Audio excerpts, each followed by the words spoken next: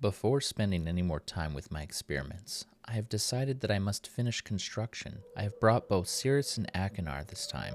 The shaft is almost finished, as is the observation post. Both boys prefer it inside where it is warm, protected from the cold. Achenar sits in the observation post for hours, and Cirrus is consumed with the crystals and the glimpses of ages that we are able to see. Neither of them shows any real desire to leave. I cannot remember the last time my son spent so much time with me in an age. After much more experimenting with the shapes of the crystals, we were able to get a nearly perfect view of an age inside of the book. Cirrus wanted a link immediately, not understanding the link was only visual. Without the ink, the crystals do not bind onto a particular age. Because of this, the crystals have an interesting side effect. It is possible to change the crystals and watch the age change, while in reality we were seeing a vast number of distinct, though similar, ages, displaying the current age defined by the crystals. It appears as though we are changing the original age. Next are the lights. My sons seem much more interested in the lights of the night sky right now. Their only interest in the crystals seem to be whether or not we can view Channelwood or Stoneship, two ages I have not seen in a long while. It is possible to view the ages, although the time it would take to find the correct combination would be prohibitive.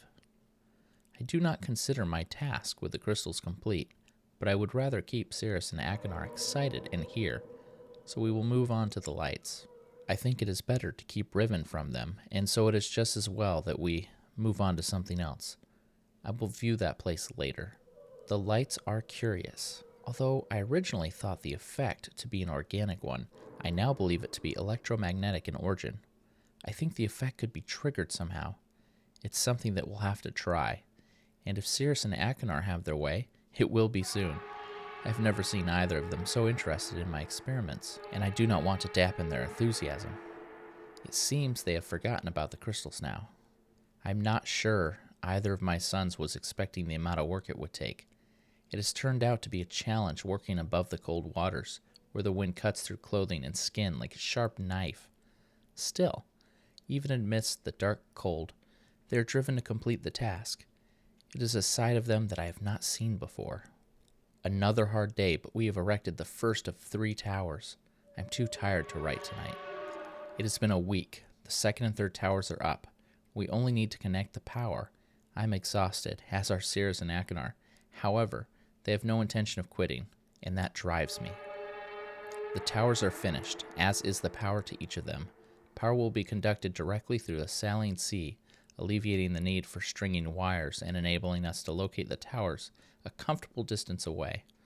Most of the remaining work can be accomplished inside, for which I am grateful. I'm tired of the cold. I look forward to the warm beaches of Mist Island. Perhaps we all deserve a break. We only spent a day with Catherine before returning. We were here only a minute before we again began to experiment with the towers and the electromagnetic discharges. We were able to create an arc for the first time between 2 towers. Its reflection in the cold waters was magnificent. We are close now. Tomorrow, after adjusting the voltage, we will know just how close. The beauty is awe-inspiring. At our command, multicolored waves of light dance across the dark sky. Brilliant flashes of white lightning that make the display even more amazing precede them. The boys are convinced they will be able to bring their mother here, and though she usually refuses to use the books, I am becoming convinced that she will come, or at least I hope. As for me, I must return to Myst, or some other warm place. There is more to be accomplished here, but I long for the sun and will spend some time under its glow before returning. Catherine had to come after I told her of my intentions to use the crystals to view Riven. She is not consumed with the setup of the geodes and the crystals, and encourages me daily as I try to uncover the combination that will allow me a view of that age. Cirrus and Achenar did not come this time. I must return to Everdunes. I believe that a few of the crystals I left in Everdunes may help me here. Catherine has returned home for now, but she will meet me on Mist Island in 3 days.